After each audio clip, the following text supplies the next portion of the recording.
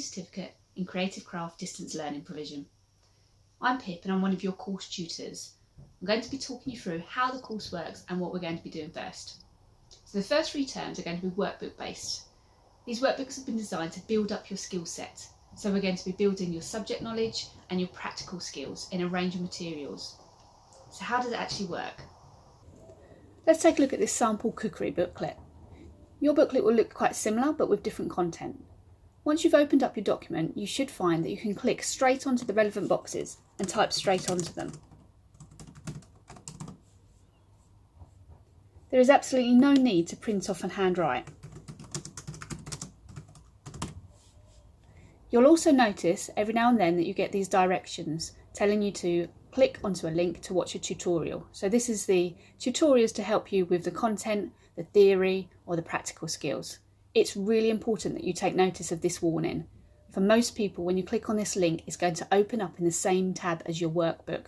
And so if you haven't saved your work, it's going to lose whatever you've already completed. So make sure you save your work periodically, which is a great habit to get into anyway. Alongside the workbooks, you'll also need to submit a photo gallery each term. This is your photographic evidence of any design and practical work and will build up to form an electronic portfolio. You can submit your photo gallery in any format you wish, for example as a PowerPoint presentation, and you should submit it as one document for each term, with each task clearly labelled like this one. So what does Workbook 1 look like? Well, in Workbook 1 we're going to be exploring a range of different materials. We're going to start by working in clay, then we're going to move on to woods and then papers and boards in order to design and make 3 different products.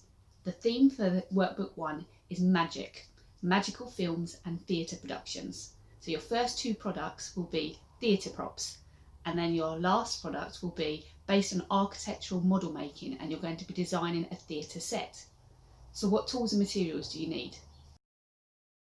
It's not essential, but it is advisable to purchase a sketchbook to keep all of your design work in one place. I would recommend an A4 spiral bound sketchbook, but you can work in different sizes and different types of sketchbooks.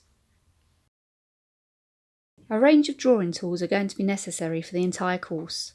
Drawing pencils are a must, and a pencil and eraser are very likely to be needed. You'll need to experiment with colour, so colour pencils are a good purchase. My personal preference is watercolour pencils, as these are much more versatile. A black fine liner can be helpful with your design work, but you may want to purchase a set of different colours. You'll need a set of paints and a nice paintbrush that will allow you to complete fine detailed work. I would recommend a small set of acrylic paints. For your first practical task, you'll need approximately 500 grams of air-dry clay.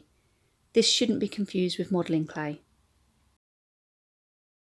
A range of clay sculpting tools would be great.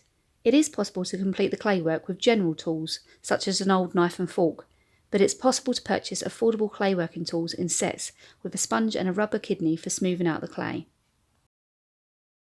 You will need a craft knife for this project and later on in the course. You can buy these as single knives or as part of a set with a range of different cutting heads. A cutting mat is vital for safe working with a craft knife. A4 will be fine, but A3 will be easier for you to work with if your budget allows for this. A metal grooved ruler is another safety precaution for use with a craft knife, and so another necessary tool. For your second prop, you'll need a length of wooden dowel approximately 30 cm long, but actually a sturdy twig from a tree would suffice if you happen to find one. A hot glue gun with plenty of glue sticks is going to be a useful and vital tool throughout the entire course. And finally, for this term you'll need some foam board, approximately 5 A4 sheets. You may want to incorporate other craft materials into some of the work, but these will be general items such as paper and card.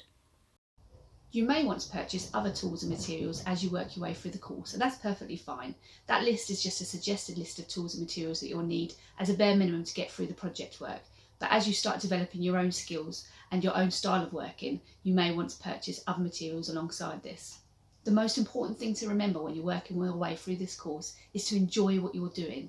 If you're not passionate about your creative work, it will show in your end products. So if you're having a bad day and you're just not feeling particularly creative, it's absolutely fine to put your tools down and come back to it at a time when you are feeling much more creative and your passion can shine through. To recap, here are the tools and materials you'll need for this term, but most of these will be reused through the entire course.